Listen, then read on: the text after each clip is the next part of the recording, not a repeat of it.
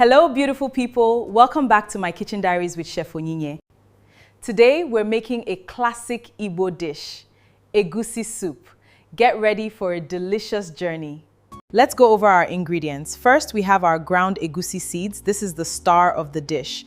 Then we have fresh pumpkin leaves called ugu, uziza leaves, some onions, scotch bonnet pepper, crayfish powder, dried fish, and of course our meats, goat's meat, cow meat, and stockfish. We'll also need palm oil, seasoning cubes, and a dash of salt. Now, let's get prepping.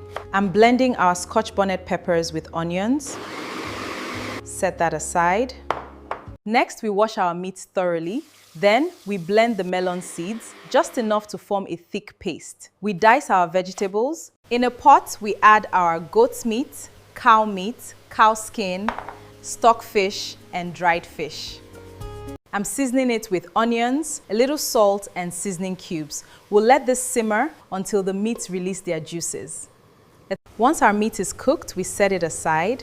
Now, in a fresh pot over heat, I add palm oil, just a bit. Next, with the pot heated, I start scooping the egusi mixture in, 1 spoon at a time, stirring it gently. We'll fry it for about 5 to 7. I season it with a pinch of salt, some onions, and a bit of crayfish powder. Then I add a splash of water and mix it. Now that our egusi paste is fried, I pour in the rich meat stock along with all the meat. We stir everything together and let it simmer.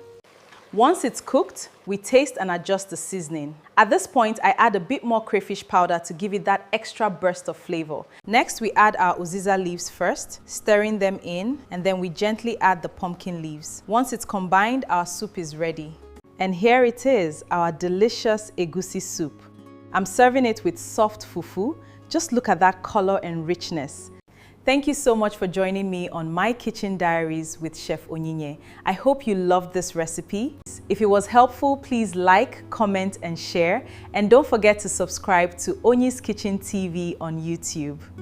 Let me know what you'd like me to make next, and I'll see you on the next.